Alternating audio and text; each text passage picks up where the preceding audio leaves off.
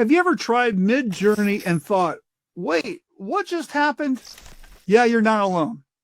Midjourney is mind-blowing when it works, but sometimes it makes zero sense.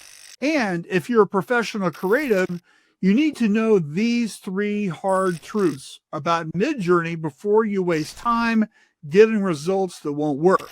So let's break it down and start with the biggest problem. Midjourney is powerful, but let's get this one thing straight. It has no understanding of what you're asking with your prompts. It doesn't think, interpret, or grasp nuance.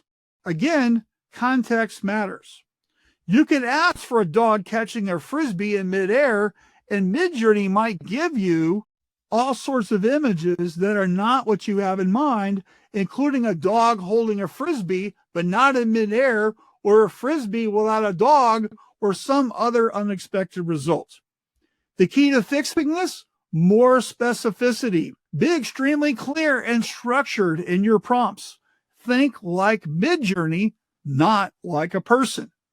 Break things down with precise instructions. Here we have a golden retriever jumping midair, mouth open, catching a red frisbee in the backyard with our variety of 10, our aspect ratio of 16:9, and our stylized, which is our level of creativity, at 150, we get a better result.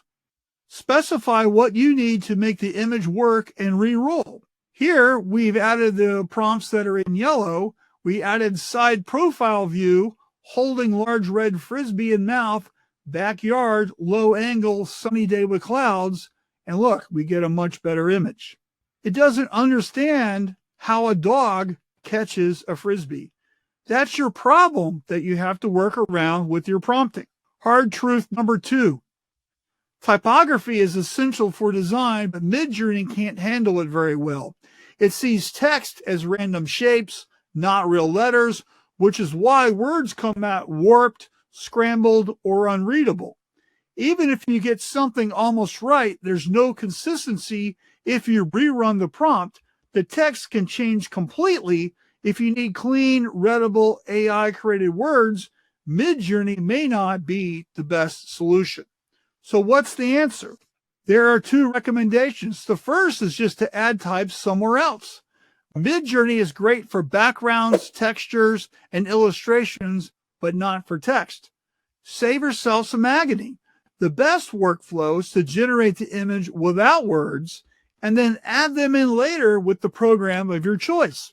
This gives you total control over fonts, layout, and legibility. If you want to use Midjourney for text, again, be specific. Use horizontal aspect ratios like 16:9. Don't forget you need quotation marks around your text, and use shorter word or one-word images work best. We want to keep it simple. Hard truth 3, no layout control.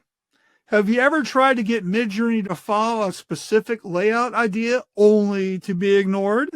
You ask for something centered or a symmetrical design or a certain quantity like 3. Midjourney just does what it wants, ignoring your commands. Here's the hard truth.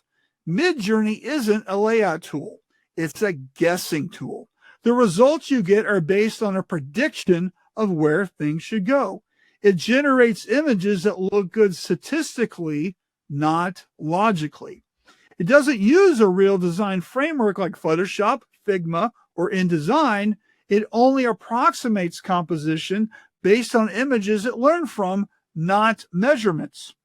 Midjourney is trained to create pleasing images, not accurate images. All is not lost composition-wise, though. Here's the best tip you can use when it comes to mastering Midjourney. Fix it later.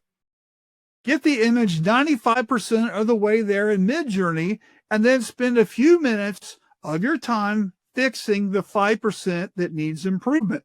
Your best tool is always the editor. Just change what isn't working and move on. And here we're going to do precisely that with the editor command, because we want more area on the right-hand side to put copy.